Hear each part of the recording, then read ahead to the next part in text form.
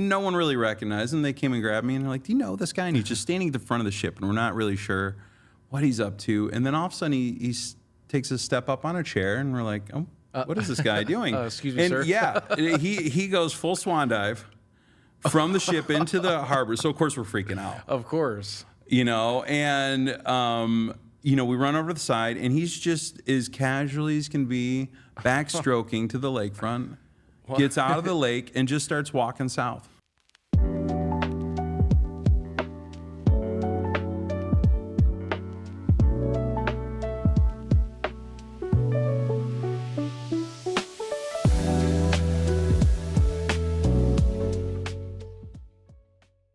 Welcome back to the Scorpion S podcast. Today I have a very special friend here with me, Nick Philp, General Manager of the Columbia Yacht Club here in Chicago. Nick, welcome to the show. Thanks so much for having me.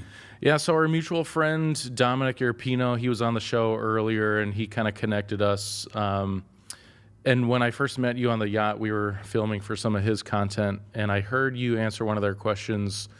What superpower would you have if you can choose anything? And I believe your answer was to have the ability to be fluent in any language. Is that correct? Yeah, and maybe even a step further, be able to really understand someone, and their dialogue, their dialect, their cultural, getting in there.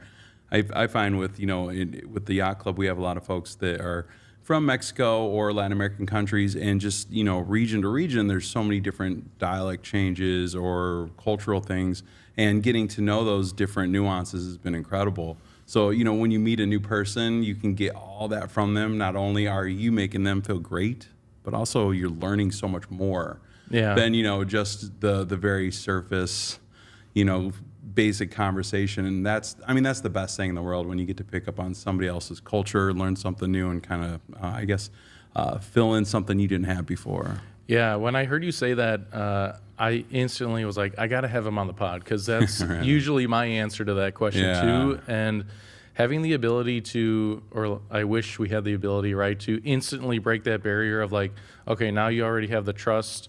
Yeah. They feel heard and understood. You feel like you're making this connection with them. So you can skip all of that, like, timid, is this, somebody I should trust?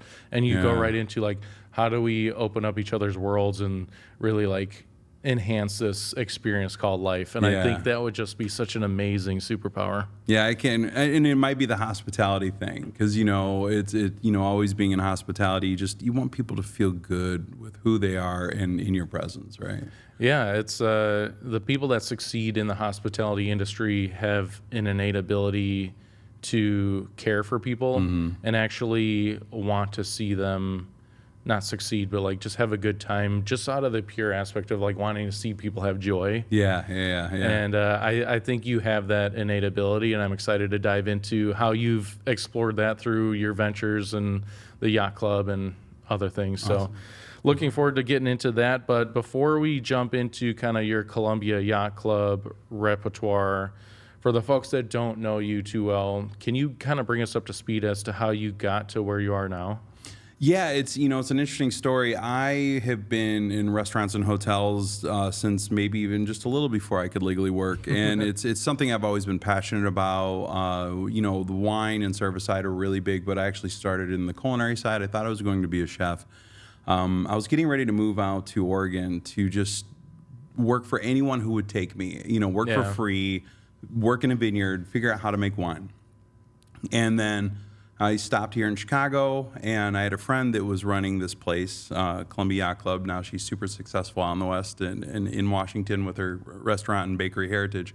But I walk up to the ship on a snowy January day in 2006. She didn't tell me it was a ship. We didn't have Google Maps on phones in 2006. I think I'd only printing out MapQuest Oh instructions. yeah. Well, I should have. No, I'm wandering around. I'm sure I looked like a maniac. And of course it's January in Chicago on the lakefront. You can imagine what the weather was like. Yeah. So I'm wandering around. Then luckily I see this logo on the front of the ship, Columbia Yacht Club. Of course, I heckled her for years for not telling me it was a ship. She neglected that important part of the information. So it was like that, or there were a couple other job opportunities here. And I was only stopping here on my way to Oregon because I was dating a girl who's not my wife, which that panned out great. Congrats. Yeah, thank you. But so I walk in there. It's this wonderfully weird place. First of all, it's a ship. I've never been on a ship that just sits there. Yeah. I've been on boats and on the ocean, all that fun stuff. But I walk in and there's these incredible people wandering around. And I was like, wow, their staff's really old. This is odd. It was actually these member volunteers. Thoughts of a young person. Yeah. Well, and they're like, they're in coveralls and they're beating up the place. And I'm like, this is madness. I didn't know if it was a trap. It was, whatever. Yeah, meet me on this boat. Yeah, right. Exactly. Am I getting Shanghaied, if that's still a thing? But anyway, so everyone's just so nice, and they finally lead me upstairs. They're like, "You're clearly lost. Let me help you." Thank you. And there's my friend who's the chef, and she just shows me around. And it's very different back then. It was a little bit more rustic and whatnot, but it was just such a vibe to have a restaurant and just common areas on this big old ship. And then meeting out those folks, I was like, all right, I can get into this for a little while, and I just planned on staying for a few months. Yeah. After the summer I was going to keep on going to Eugene, Oregon, and get back on my winemaking adventure, and that was 18 years ago. Oh wow. So it was really easy to stay. The membership, I never wanted to work for members. Yeah. I remember in college, we, were being recruited by these firms that booked for these big private, country clubs and all this stuff. And the money was great. And I was like, that's not me, man. I'm a restaurant guy, or whatever. And I was wrong. The club has a lot of amazing aspects, and I'm sure we may dive into some of them, but the community aspect and all that made it way more than just some job. Yeah. Yeah, I think that that comes up on the pod quite a bit, is the community, and that's really what keeps people staying where they're at, is because not only is there people that you like to be around, but there's potential for new folks to come through, new friendships, new opportunities, and it's like just to have that opportunity for your friend circle or your ability to make connections grow and continue to grow. Like there's no limit. Like when you work in a 9 to 5, right? You get to know the same people. You kind of hit that wall, the same clients, same coworkers, and you're just like, all right, is this all there is for the next 20 years? Yeah. But with Columbia Yacht Club and different communities like that around the city, it's so dynamic. It's always changing. People are coming and going, and the experiences are always kind of on like this revolving door where you never know what's going to happen next. And I think that's part of probably why you stayed. Absolutely. Yeah. There's no complacency in that. You're always evolving. Some of my oldest friends came from doing philanthropic work in that community, but also just the enlightenment. To your point, there's always this, evolution, and it's always fluid, but there's something every day that's going to pop up that's going to matter, and that's the best part. Yeah. So you mentioned a couple times that the Columbia Yacht Club is literally on a ship. It is, yeah. And for people that don't know yacht clubs, I mean, is that the norm for it to be on a ship, or is it usually just a building on the shore where you can dock your boat? Like, tell us what does a yacht club usually look like, and why is this unique? Yeah, I mean, around the world, but especially in the U.S., all yacht clubs are much different than us. We're intensely unique. There's only a few that we know that are on former ships on the entire planet. The typical thing is either a small shack run by volunteers just for folks that like to get outdoors and enjoy the lake, or something grandiose and it's expensive. There's a jacket in the dining room and everything. We're something in between. We've been unique since 1892 when we were established. We've always been kind of very open-minded, very forward-thinking, in a mix of folks. We always joke the swimsuits and business suits are all welcome, but that's something that was there. It's nothing that we did. It's just something that organically grew. And yeah, it's on a former icebreaker ferry that the Canadian National Railway used, and it's our 5th home. Really? Yeah. We've always been on the water though. And we've had this ship since 1983, April 15th, 1983.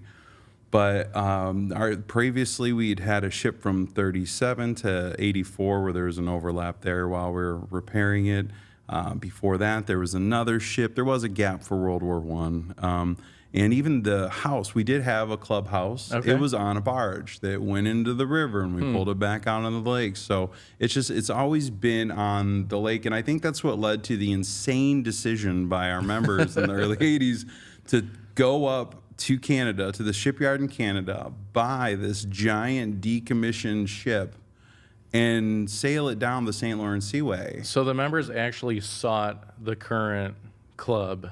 Is that what I'm hearing right? Yeah, I mean, we have the ad. It was like, classified. Who wants a 372-foot ship? Like, all right, that sounds like a great idea. And yeah, so there were merchant marines involved. We actually just had the 40th anniversary a couple years ago of it coming down, and the JAG for the merchant marines came. He was still one of the gentlemen that are still alive and a part of this grand adventure.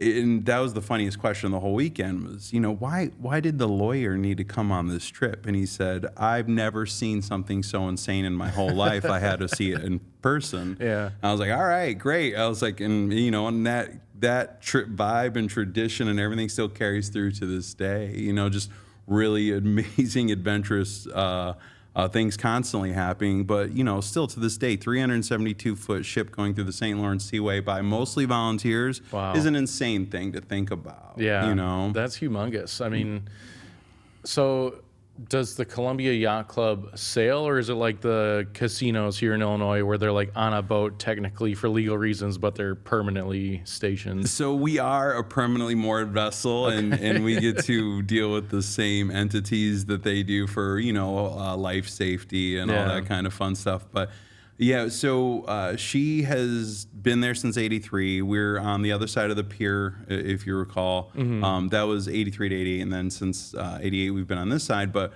we've always split the two harbors, if you will, Monroe and DuSable. And DuSable didn't exist up until I want to say 2000.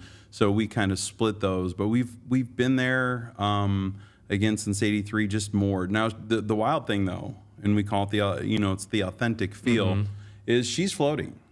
I mean, the amount of things that we've learned from that is insane. Coming up in hotels and restaurants, I thought figuring out, cleaning an HVAC unit was about the extent I'd ever have to learn. But now, ballasts, I wake up in the morning thinking about will it storm today, and those sort of things, because we have a mooring and, luckily great volunteers and a great staff that help adjust those things. But we have to treat it like a giant ship still.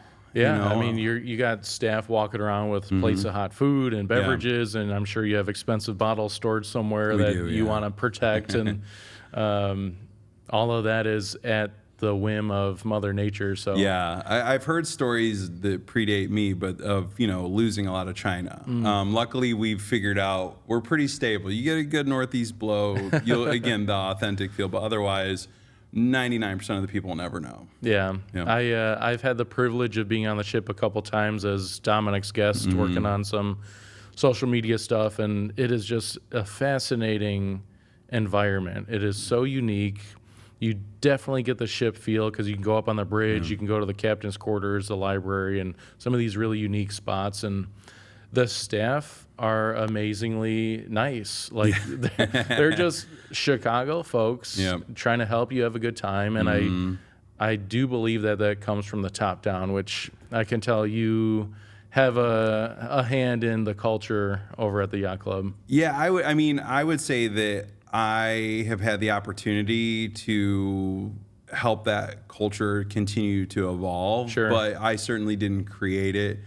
We've always kind of had the mindset of hire good people, the rest will sort itself out. Yeah. And so many of those folks, again, I'm here 18 years at Columbia Yacht Club, and I'm still in the middle. There's several staff that are more in the mid-20s, even one's verging on 30-year tenure. Wow. Actually, our night houseman is 33 years anyway. But they had a great energy. So really, my job was to not screw that up. And probably the biggest challenge is when we bring on new people. Will they continue to carry that? But like you said earlier, good people find good people. Yeah. And then especially with our bar staff, which hopefully you've met them. I mean, they're lakefront famous at minimum. Yeah. You know, we joke that our head bartender is the mayor of Chicago at the time. So Probably do a better job, but The it definitely makes a better drink, I'm sure. Yeah. So, do you remember your first day as GM? Like, what did you walk into, and were you nervous about not screwing it up? Well, you know, so it was interesting. I started just helping them figure. I was like a pseudo consultant, if you will, which, you know, in our line of work can be actual consultant employed in between. I was more like the in between, right? Yeah. So but I'm working with my friend to help them figure out catering. They didn't do catering and events really. Everything was very outside. It was a much smaller operation at the time. So I started as assistant general manager for a year and a half, and then they promoted me to general manager. So the day that I took over as general manager, it was odd because it signified a bit of a change. They wanted to get much more thorough, much more professional, those sort of things. But I knew with every ounce of my being, I couldn't destroy what we were just talking about. Yeah. You know, the good people, the good energy. And so, you know, I've taken a lot of care, a lot of notes, a lot of journals, to make sure I'm considering, you know, what I'm saying, what I'm doing, and how we can help grow things. And we've had a great, I guess, growth of culture, and, you know, been able to evolve folks in the club's hierarchy. You know, the hostess at the time is now our assistant general manager. Our controller's been there a long time. We've seen a lot of people grow, and you know, we've been able to do a lot of hiring from within because of that. But it was, you know, a combination of their great personality, the folks that were already there, and then just the, you know, again, I knew that there was something special there, had to keep the glue. So I don't know if I was nervous, but I was definitely elated for the opportunity. For sure. You know, to do something incredibly odd and unique. I mean, you can't walk on that ship and not go, this is something different. Yeah. Yeah. I'm sure you've had to balance things that other clubs in the city have had to balance, where there's the business aspect, and you got to keep the lights on, which means revenue, but also not losing that feeling and the culture and the reason why people come in the first place. Yeah. That's a delicate balance here in the city. Yeah, it's intensely difficult. And, you know, the business aspect of it, you know, there's one extra layer of, you know, what is their experience? You know, the best thing that we can do, if you want our benchmark, it's no, you know, KPI, it's none of this. How many people in our membership feel like this is their home away from home? Right. How many people, this is their second stop, right? And we have to check the box of, I need the comfort food, I need the gourmet meal date night situation, I need a nice, comfortable, relaxing place, and everything in between. And how do we find that balance? So it's fascinating, it's hair pulling, it's terrifying, but it's also, again, never boring. Complacency does not exist there. Yeah, I imagine that's, again, it's a dynamic environment, and you're on a ship. So, well, right now we're in Chicago. We're just getting into the heat of things here in the city. Do you guys have anything special that happens at the club that's very summer season, kind of like your go-to events or stuff that you look forward to? Yeah, you know, I mean, it's really, you know, in reality, this is the season, right? Yeah. You know, the second it gets warm, I mean, you can feel it. It's, you know, it's like an avalanche of fun, you know, kind of a thing. The whole energy changes, but, you know, 4th of July is usually a huge thing for us. Just you know, we do food and beverage. It's Americana times 10. We have, you know, hundreds and hundreds of members and their guests around. There's folks paddleboarding, kayaking around the ship. You know, it's summer to the nth degree. Yeah. You know, so I would say that's kind of a pivotal moment for the summertime. But honestly, it's just that 3 month where everyone knows we have this 3 months. Yeah. Let's go. You know, and it's absolutely great. The energy's electric. I think that's a universal truth for Chicagoans here. Is like, I'd agree. Once summer hits, man, you better squeeze every ounce of juice out of it you can, because those winters are long and the vitamin D isn't here forever. Exactly. So, yeah. One of the things that's fascinated me lately about the city is finding different perspectives to see the city. So, for example, when I was on your ship a couple weeks ago, and just that view from the bow of facing west, but being able to see the whole skyline and the lakefront and the aircraft flying around and the boats driving by and the people running on the path and stuff. I mean, that's such a unique perspective of the city that I don't think a lot of folks will ever get unless they join your club or are a guest of a member. And I think it's just such a unique experience. And maybe you can talk to me about some of your favorite views on the ship. Yeah, we always joke that we're an island next to downtown. We're not actually downtown. So, and to your point, we have a 360-degree view. Many, many years ago, some very amazing members secured our location there, and they all deserve a statue built for them because you're right. There's no better place in Chicago. I would, that is a statement I'll make proudly, and it's the sunrises and the sunsets. I know that's wild, but in the city, depending on where you are, you get one or the other typically, right? But there's nothing more magical than seeing both from that location, the colors, watching the city come on, especially at sunset, that golden hour, the city's putting her pearls on, as we say. It's incredible, and you just whatever was going on, whatever happened on the Dan Ryan, all that doesn't matter. It's gone. It's so good, and especially, if our team's dropping off a Don Margarita or a good glass of wine while you're sitting on the Adirondack chairs. All of a sudden your troubles have just disappeared. Yeah. I mean, I step outside of my office and I'm staring south at the museum campus, and I have nothing to complain about.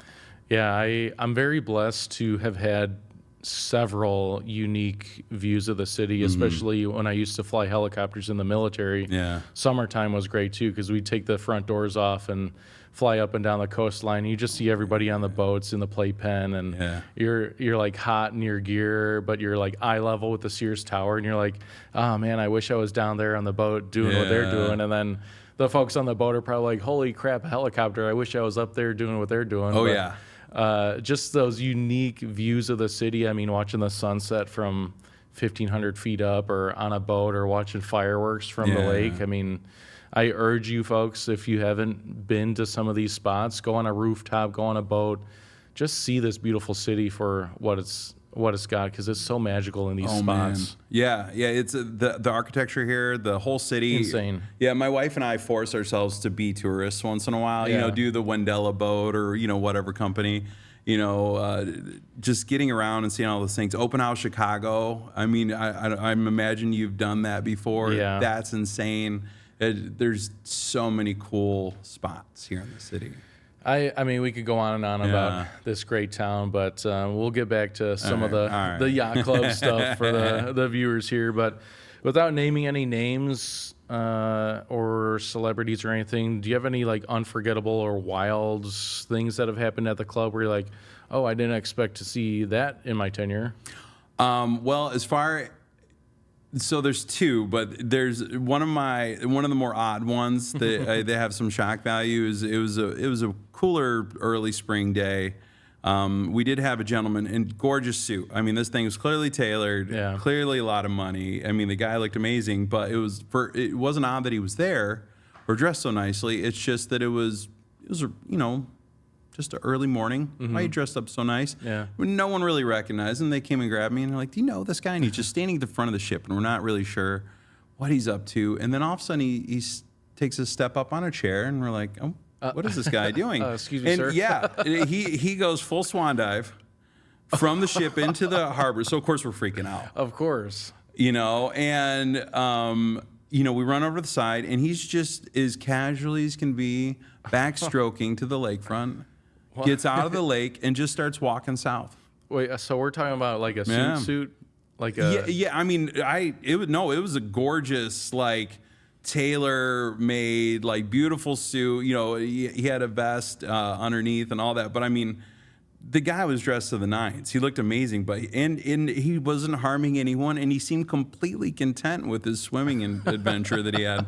But that was probably the most obscure, and I didn't know his name, so it was very easy to not mention his name. I'm sure as an employee, you're thinking the worst and liability 100%. And who do we call the cops? And I was just like, oh my God, this guy Oh, I thought I was going no in to longer a rescue member swim of the somebody. planet. Yeah, right. Oh my God. Yeah, no, and he was fine, totally fine. Luckily, it's a deep harbor, but I do not suggest diving into the harbor in any way, shape, or form. No, absolutely not. And especially not from the ship. There's too many divvy bikes down there. I mean, Yeah, right. Oh, yeah. We found all kinds of things down there. That's a whole nother story in bet. itself. I mean, yeah. I'm sure the maintenance crew is probably digging up some Chicago treasures. Yeah, I have at least 3 pairs of glasses down there. Yeah. I'm sure if you go underneath our front door, there's some earbuds, that sort of thing. Yeah, I mean, you can always have like a silent auction at the end of the year with whatever you have, right?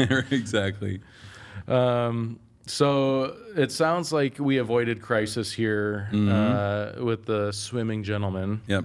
Have you ever had any crises on the ship that you've had to avert, maybe like medical issues or anything, or is that everything's pretty chill? Yeah, it's pretty chill. We certainly have had some medical and whatnot, and also, again, with the ship, there's some physical things, and we've had to get kind of creative to get folks to an ambulance and whatnot during a medical emergency. But we've been pretty fortunate to where there's a lot of good people around. Yeah. Luckily, we have a lot of doctors on the membership. So yeah, you probably have the right mix of folks on the ship that you can kind of solve anything, right? Yeah, Self-sustaining community. Yeah, when even during COVID, our fleet surgeon, which is the Yacht Club term for the volunteer doctor, if you will, was an immune specialist. Oh, wow. So we went through that in incredible grace. I imagine the Yacht's probably a great location to do like a murder mystery party for Halloween or something. Like, I mean, you guys could get really creative with the events that you have there. Oh yeah, it's bonkers. Depending on the year, we'll do, upwards of 200 events at the ship in addition to our normal operation. We do a murder mystery every April. Okay. So we might have to get you in on that. Yeah, check that definitely. Out. But that's always an incredibly fun adventure. But, the different events that we do, this week, for example, we have Fleet Review coming up where we celebrate and bless the fleet. We recognize those that we've lost this year, those sort of things. But then we also do fun and shenanigans, a lot of private events, had weddings last weekend. Okay. Yeah, so it's there's a little something for everybody, truly. And we try to put on some just great experiential type things with our partners to make the club feel even more special than it already is. Yeah. Are there any charities that you guys like to partner with when you're doing these events? Yeah, I would say that's probably, if I had to pick a number one reason I've been there so long, is it's the community aspect where it's our philanthropic duty to be a good member. Yeah. Or of the community, I guess, good neighbors, if you will. Currently, we've worked with a lot of great organizations over the years. Leukemia and Lymphoma Society, that's where I met Dominic. Nice. We raised millions of dollars for them over the years with Leukemia Cup Regatta and a lot of those other events. But there were times where we did up to 40 philanthropic events in a single year. Oh, wow. Ranging from very small to very large. But, one of our biggest champion causes at the moment is Alliance for the Great Lakes, which, I'm always surprised at how many people don't consider the lake health. Yeah. When that is, how we can even exist here. It's literally life for the city. Yeah. So that's probably our number one cause at the moment, but Sailors for the Sea, and still we support a lot of our members' own littles, not small, but in a small effort, a lot of other charitable organizations, however we can, including through our sailing program. There's all these little subsets of organizations that get, CPS students or, kids that can't afford the sport, to get into the sport, because let's face it, sailing's not like baseball. Yeah. You can learn baseball with a rock and a stick. Sure. Yeah, sailing's not so much. Yeah, you need a certain set of environment to even get into the sport. Exactly, yeah. And so we try to make it as accessible as possible through the partnership of our different organizations, in addition to the Columbia Sailing School being its own organization that does that. I love that. Yeah, having a mission with a purpose always helps create that stickiness, right? Whether it's for the members or the folks that are running the ship, and it just helps prolong the life of the organization, and you get to leave an impact on your community, which is just such a great bonus. Yeah, it's really the ultimate reason to be there. Yeah. So I want to talk about the Yacht Club, and boats have traditions, sailors have traditions. Do you guys have any quirky things you guys do, or any things that the members usually do that you just kind of adopted and it became like part of the routine? Talk to me about some of those. Yeah, I mean, there's definitely some cultural quirks, if you will, to all yacht clubs, and ours is not short on that. But I would say probably the most fun one is there's a bell in the bar, and any bell at a yacht club is intended for getting everyone's attention and making an announcement. Sure. Well, unfortunately, sometimes people are having a good time for one reason or another. Maybe why would they do that? Maybe they've imbibed a bit. Who knows, right? But so there's a term: ring the bell and jest. You buy a drink for all the rest. And so there's folks that'll ring the bell, and again, they'll go sprinting for the door because the place will explode. Yeah. Everyone's losing their Rush to the mind. bar. Yeah. But sometimes somebody ponies up and buys around for their 50 favorite friends, and that's a fun culture. Yeah. It's a riot. I mean, I've been on the other side of the ship and heard the bar explode when that bell rang, and it's funny, it's jovial, and it gets that camaraderie going. Yeah. And the bartenders are in pure panic for about 20 minutes, but then it's great. Yeah, I need to make 50 drinks right now. 50 espresso martinis, like yeah, exactly. Luckily, there's a lot of Tullamore shots in that. It's so, like, let's keep this simple, folks. Exactly. Have you had any random celebrities or kind of Chicago folks walk through the doors that you weren't expecting? We actually have a lot of celebrities that do come to the club, and it happens quite often, from all aspects. And, and obviously there's degrees of celebrity, if you will, but, sports folks, Hollywood and all that kind of stuff. But, the single most amazing celebrity thing that ever happened in the club was we did the opening night for Last Ship, which was Sting's musical. The entire cast and crew, including him, really came and partied at the club. We had 800 folks. Oh, my God. It was bonkers. I actually think it was 900, but who's counting, right? Yeah. Actually, I couldn't. It was like, But Sting is intensely nice and was very kind to everyone and shook everyone's hands on that. But the single best part was on the upper deck, underneath the awning on that very top deck, all the musicians, which were authentic Irish musicians for this thing, were just hanging out. And for some reason, they schlepped a lot of their instruments over. I walk up there just to check on things, and I'm like, there's a concert going on. It was incredible. I mean, it was really like jaw-dropping. Everyone who, a majority of the people didn't witness it, but like the 100 or so of us that did were just in awe for like 20 straight minutes. So I bet. That was the best. Yeah. Yeah, musicians, I mean, they just want to play music and give people a good time. So I love that they brought their instruments to the boat, because it's not like you guys stock a full music room for when this might happen, right? No. Actually, there's not a lot of rooms around the club that could take the humidity for it. True. Yeah. Everything is quite humid at the ship. Yeah. How does that play into storing like beverages and equipment and stuff? Like, do you have any climate controlled rooms that you need to be regulated? Yeah, we do. The funny thing is we have leveraged some of the club ship spaces for that. A lot of our higher end wines, collection wines, things that we bought on futures, those are actually stored at a very nice, just below water level in the engine room area. Okay. And it's worked out quite well. We've done experiments. Some of the first wines I bought were like Beaujolais, Village, or Leonin. And they aged quite nicely. We've got a handful of 05 Bordeaux's aging down there. They seem to be doing great. So it may be me just making it up in my head that it's a great environment, but it sure seems cool to go downstairs and grab a nice bottle of wine for somebody who deserves a little bit special bottle of wine. Yeah, it kind of reminds me of that bourbon Jefferson's Ocean where they age it on the sea or whatever. Yeah, it's exactly. Like, is it working? I don't know, but it's a great story. Yeah, great story. Tastes great. We're all good. Yeah. Yeah, talk to me about the menu and the wine program and stuff, because it sounds like you guys have really ramped up the quality and the different offerings that you have, and really drawing people there because of the food and bev program. So what's new on the menu? Well, we've always taken we wanted to do a high quality experience, wine, beverage, food, all that, while still having the opportunity to be comfortable. Again, the swimsuit, business suit thing I mentioned earlier. And, it's all about season. For the food menu, for example, if you look at it, there's morel mushrooms, ramps, fiddlehead ferns, all those things. And, within a week or so, those won't be available any longer, right? So it's all about seasonality for us. And then as far as the beverage program goes, wine, our MO has always been extremely good wine at extremely approachable prices. Nice.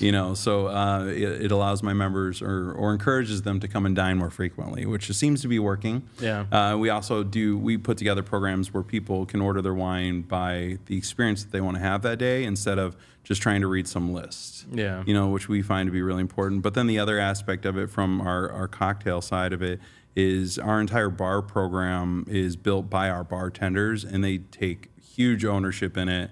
And man, when you make just this killer cocktail with a really funny boating name, they're gonna sell that really well. But it's incredible. They've taught themselves to be full blown mixologists or whatever you want to call it nowadays. So I guess that was a rambling answer to it's constantly evolving. Seasonality is our jam, and all of our menus change up to weekly.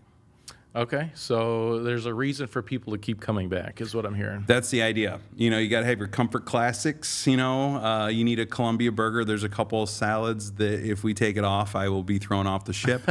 Those sort of things. But then again, we have to keep it seasonal and exciting because, again, if we're doing our job, a majority of our members are there a lot. Yeah. So let's hit on the community a little bit more. Has there been any moments where you were kind of taken aback on how the community really came together to either support a group or help out the ship in any way, or just kind of rally together and you were just like, oh my God, we built this? Yeah, I'd have to say it was COVID. Yeah. It was, I have many times where we've helped out other groups and whatnot. But our self-preservation mode that we went into with the leadership, the board of directors, but also our members was incredible. We didn't lose a single employee. We furloughed all but 9 of our staff, but it was a paid furlough. Members raised their personal money to make sure that everyone was flush or then some. Wow. For that entire time they were off. And then the 9 of us that stayed on, held everything together. We did all the things, the video classes, all that kind of stuff. I had to learn Adobe Premiere, those sort of things. So, but the fact that they raised the money, they went above and beyond to make sure that everyone had their medical. Everyone was able to, keep their kids enrolled in school. Insured, all that. It was mind-boggling. You go to other places where folks tried to support their staff the best they could, but this was 100%. This was, and it spoke to what already existed prior to this horrible thing happening. Yeah.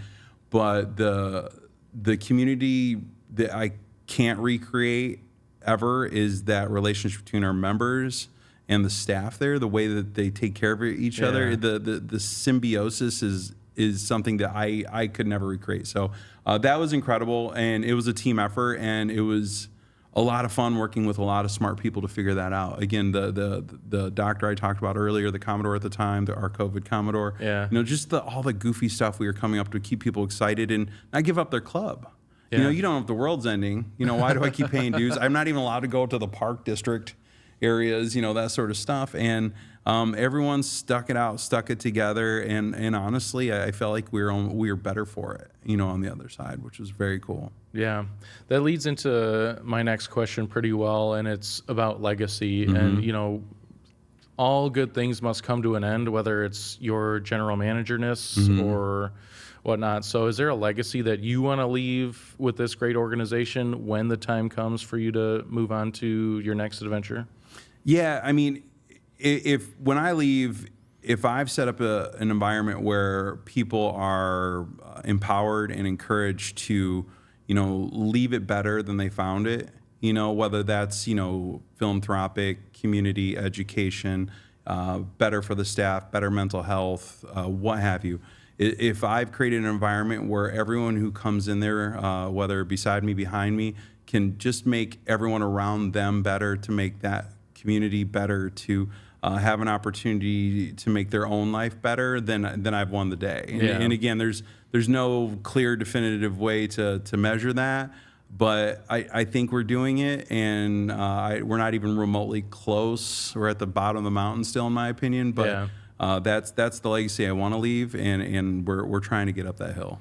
I think you're doing a great job so far. I mean, the anecdotal evidence that I hear from some of the members, I mean, it's all great things. Awesome. And I wanted to ask you about memberships. Are you guys capped? Are you looking for new members? What's the story on the membership side? Yeah, so we are looking for new members. We're kind of on the edge of that cap. You know, we're always kind of battling. That's another hard number to pick. What's full? You know, because we want to make sure the members can enjoy the club, right, but we don't want to be so full that it becomes a nuisance, a burden to the membership. So we do have some open memberships right now. We've got some folks coming in at the moment. And, you know, we're always looking for folks. I think even if we're capped, we want people who love the lake and want to be a part of that community we were talking about. That just really just be good people that would love the lakefront. And I feel like that's kind of our metrics. Like, just keep taking those people and we're going to be fine. For sure. We'll figure it out. Yeah, so for the young folks that are considering different options, you've got Soho House, you've got the cigar lounges, you've got these supper clubs, you've got the yacht clubs, there's Union League. I mean, you can go on and on about how many different groups are ready to take your money in the city. Of course. Why choose Columbia Yacht Club? Well, you know, we do have a lot of younger members as well. We're actually, as far as the median, very young. We have a lot of 20 and 30-somethings joining this year, which is very fun. But I love all ages, of course. But the thing that makes Columbia unique, and we've touched on pretty heavily, is, again, it's an island next to downtown. It's a place where people just tend to pick each other up. So if you're into a more organic networking, for example, that's the place. It's you get to know incredible people and do incredible things and get the doors open to incredible adventures, like going across the lake, traveling, you know, elsewhere, and, you know, for the sake of getting on a boat with groups of people that you met at the club, you know, Caribbean, Europe, all that kind of fun stuff, right? But it's done in a way that is it feels old school in the sense that you don't feel like you're at a meet and greet. You're not one of those grind networking events. You're just meeting awesome people at one of the best bars in the city, and you just happen to really love getting outdoors and enjoying the lake, and just maybe with something in your hand while you do it, you know, and that's it. That's, you know, it's a very comfortable, welcoming, and incredibly open-minded environment that is built on organic networking. So I would say that probably gives us a bit of a one-up on some places, if you will, even though that's not the attempt. Is that it's just a very relaxing, and just until you get there, you can't really tell. So call Nahira, you know, make an appointment to check out the club. But it's like, again, it's organic and comfortable, and very embracing of everyone. Now, do you need a boat to be part of the club? No, that's actually a common misconception of most yacht clubs. You don't have to have a boat. In fact, one of our primary missions is to get people into boating. You know, so we have a great sailing school. We have a lot of members that do incredible education themselves. Our program, Skipjacks, which is our Tuesday night novice program, that's well known and very full all the time, but that's actually led by our members. Our members are taking people out. Awesome. So those students get on a different type of boat each week, a big Gulf bass boat this week, a slow one this week. And then, you know, after a program or two, they know. Most of them get hooked and they're buying a boat the next season. Yeah, but that's, you know, our group is, do you love the lake and are you a good person? Come on down, let's have a great time. But almost everyone gets into some level of boating because of it. Yeah, that old adage of it's better to have a friend that owns a boat than to own the boat.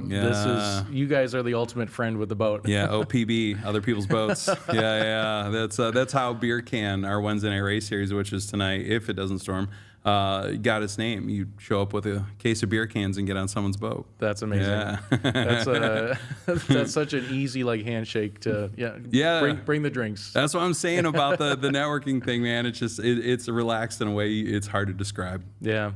So we'll hit on the ship just a smidge more, and then I got a couple fun like Chicago questions for All you right. before we wrap. But what amenities does the ship have when it comes to like restaurants and rooms to rent and bars and stuff that you can, like, if I'm a potential member, like, what do I have access to when it comes to the yacht? Well, as a member, you have access to the entire ship. You know, I like to remind people we're not a restaurant with a cover fee. We just happen to do food and beverage quite well Sure. and have some great facilities for it. But we have an incredible bar. We have indoor and outdoor dining spaces that are full service with full menus and incredible staff. But in addition to that, we have a lot of great spaces for just lounging, doing, business work during the day. I guarantee right now, if you walk into the ship at this time of day, there's people on laptops in nearly every small room in the area. There's folks that have basically set up station in some of those rooms. The first mate's cabin, which I know you've been in, is used quite often for those meetings and whatnot. So in addition to that, we have huge event spaces too. An area big enough for weddings, but outdoor relaxing areas too, where we have teak furniture and you can just enjoy yourself. But then there's also, storage for bikes. A lot of our members bike down the lakefront, of course, because it's incredible. A small personal storage, big storage, locker rooms, showers, and all that. So there's a bunch of different ways or a lot of different spaces to enjoy the lake as much as possible, I guess, in addition to the ship. But then another underrated spot is our dock. I don't know if you've noticed the giant wooden dock going south of the ship. At the end of that dock, there's a picnic table, and that is easily one of the best seats in Chicago. Go sit there and watch the world go by, and you'll be blown away. It'll be the best 20 minutes of your life. I'm thinking about picking up JP Graziano's sub and just sitting on the dock, man. I'm telling you, so see it good now. Yeah, and we have some libations there for purchase if you need to take it out there with your JP. Yeah, I just might be over there this weekend. I look forward to seeing you. So outside of the ship, what are some of your favorite Chicago restaurants or bars? Because as you are a man running a food and bev program, I'm sure you get inspiration from others in the city as well. Yeah, absolutely. We're so fortunate to have. I live up here on the north side, and we have so many great small places. Yeah. There's a million great places I can name downtown. Michelin star restaurants, all that kind of fun stuff. Yeah. But there's a couple of little spots here in Chicago that I go back to over and over again. And my wife and I are at the Warbler very often, North Lincoln. It's just super consistent. The food's incredible. We missed their partner restaurant, Gather, already.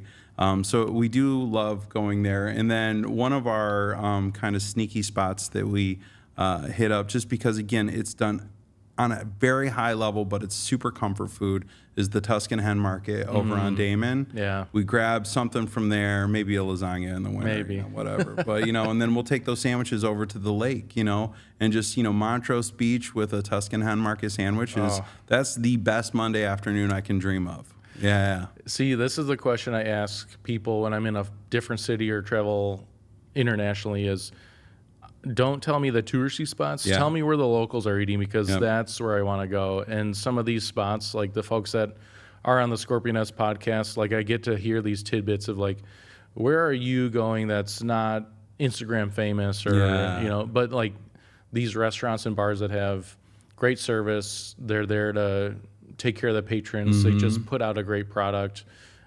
This is where the real Chicagoans are dining. So I appreciate the answer there. Oh, yeah. Awesome. Future guests on the Scorpion S podcast, who would you love to see on the show next? Well, I mean, I can think of so many amazing Chicago people doing amazing things, but if I had to pick one, it goes back to our conversation about Alliance for the Great Lakes and somebody who's doing something incredible for not just Chicago, but all the Great Lakes on a national level, really, and that'd be Joel Brandmeier. He's the president and CEO of Alliance for the Great Lakes. He's a big, important guy and all this stuff, but he's super approachable, amazing stuff. Him and his team have taught us so much about what we need to be doing as a yacht club and boaters for the Great Lakes. And he's just a guy around town, and he's up here, on this side of town. So, again, really good guy, but doing something that's so important, and I think misunderstood, lack of understanding about the importance of the Great Lakes, for lack of a better term. But yeah, that'd be my guy. Yeah, one of the great things about this podcast is helping my network tell their stories. Yeah. And I find it kind of sad that more people don't know about these great people that I know. I'm like, how do you not know about Nick from the Columbia Yacht Club? Or how do you not know Dominic's the nicest realtor in the city of Chicago? Oh, yeah. I mean, all of these people on the show have such great stories, and it's like, I got to get this message out there because there's just so many great things happening around in the city. It's almost overwhelming because so much goodness is coming out of Chicago. Yeah, absolutely. Well, I appreciate you putting it out there because I agree. I don't think Chicago gets enough love on that side of things. I agree as well. So for the folks that really loved this episode, they are curious about the Columbia Yacht Club or just want to get to know you a little bit more, how can they find you? Yeah, so ColumbiaYachtClub.org is our website. It's very easy to set up an appointment to come and do a tour for membership. We also have a lot of information about our history on there, our YouTube channel as well. If you want to learn about that crazy adventure that we talked about, the ship coming through the St. Lawrence Seaway, that's another great thing too. And we're also, a part of Open House Chicago in October, where you can come and actually tour the entire place. See it, meet a lot of our members, and get to know it as well. So, it depends on how quick you want to get to know us. Either go on the website and make an appointment, or just swing on by. We'll be glad to introduce you to the ship ourselves. Yeah, once you send that DM or submit the request, be ready for a good time. There That's we all go. Absolutely. Yep. Thanks for coming on the show. It's an early morning, but looking forward to see you on the yacht soon. Can't wait to see you, man. Thanks a lot. Appreciate you.